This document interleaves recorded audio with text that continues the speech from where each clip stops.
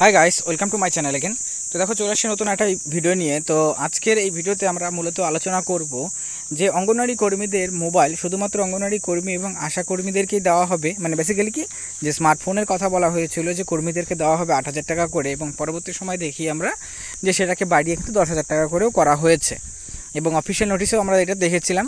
তো সেই ক্ষেত্রে সেই টাকাটা কবে দেওয়া হবে, এবং এই ক্ষেত্রে অঙ্গনওয়াড়ি কর্মী, আশা কর্মী ছাড়া অঙ্গনওয়াড়ি যে সহায়িকারা রয়েছেন তাদেরকেও কি এই স্মার্টফোনের টাকা দেওয়া হবে কি হবে না, বা মোবাইলের টাকা কি সরাসরি হাতে দেওয়া হবে, মানে নাকি হচ্ছে তোমাদের ব্যাংকে ট্রান্সফার করা হবে, এই বিষয় নিয়েও নতুন একটা আপডেট উঠে আসছে। সেটা আমরা তোমাদের সাথে আলোচনা করব, কারণ এই বিষয়টা নিয়ে অবশ্যই নতুন একটা আপডেট উঠে আসছে। তোমরা জানো যে রিসেন্টলি ইলেকশন শেষ হয়েছে, এবং সেই ক্ষেত্রে এখন কোন সরকার আসে সেটাই দেখা রয়েছে, এবং এটা নিয়ে তোমাদের আগেও আমি ভিডিও বানিয়েছিলাম যে যদি তোমাদের ইন্ডিয়া অ্যালায়েন্সেও সরকার তৈরি করে, মানে গঠন হয়, সেই ক্ষেত্রে কর্মীদের অবশ্যই বেনিফিট রয়েছে, এবং যদি এনডিএ সরকারও করে তাহলে পুরো বেনিফিটটা কিন্তু থাকার সম্ভাবনাটা প্রবল রয়েছে। ঠিক আছে, তো সেই ক্ষেত্রে এই আজকের আপডেটটা খুবই গুরুত্বপূর্ণ হয়ে যায়, এবং এই আপডেটের মধ্যে ডিটেলসে আমরা ভিডিওতে আলোচনা করব।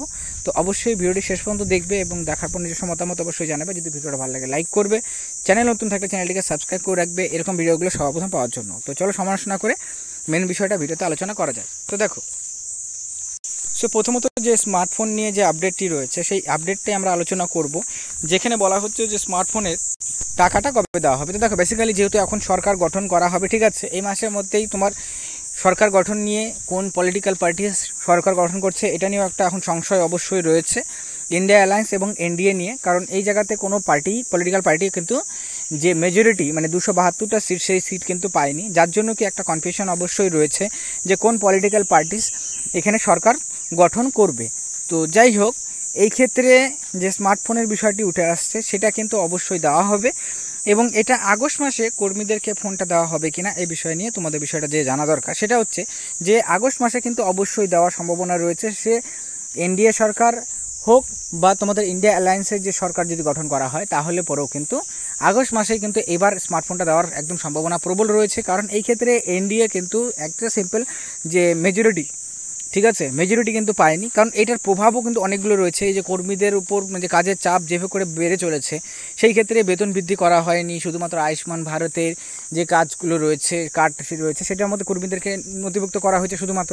তো এটাও কিন্তু একটা ভোটে প্রভাব অবশ্যই পড়েছে কর্মীদের, অঙ্গনওয়াড়ি কর্মীদের ক্ষেত্রে।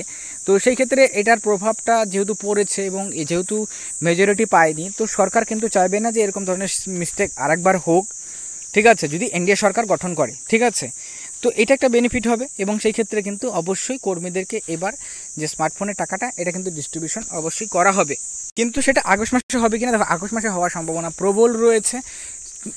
এনডিএ সরকার হলে পরেও হবে, এবং যদি ইন্ডিয়া অ্যালায়েন্সের সরকার হয় তারাও কিন্তু এই বিষয়টায় অবশ্যই খুব গুরুত্বর সাথে দেখবে। কারণ অল ওভার ইন্ডিয়াতে টোটাল 25 লক্ষ অঙ্গনওয়াড়ি কর্মী রয়েছে, এবং তাদের সাথে তাদের পরিবারগুলো যুক্ত রয়েছে। কারণ এটা কিন্তু অবশ্যই একটা প্রভাব পড়ে। তো সেই ক্ষেত্রে কিন্তু কর্মীদের যে স্মার্টফোন, সেই স্মার্টফোনের টাকাটা অবশ্যই কিন্তু দেওয়া হবে, এবং এই ক্ষেত্রে আগস্ট মাসের সম্ভাবনা রয়েছে। এবং এটার অফিসিয়াল নোটিফিকেশন যখন আসবে আমরা অবশ্যই তোমাদের সাথে ভিডিওতে ডিসকাস করার চেষ্টা করব, এবং সেটা অফিসিয়ালিটা তোমাদেরকে দেখাবো।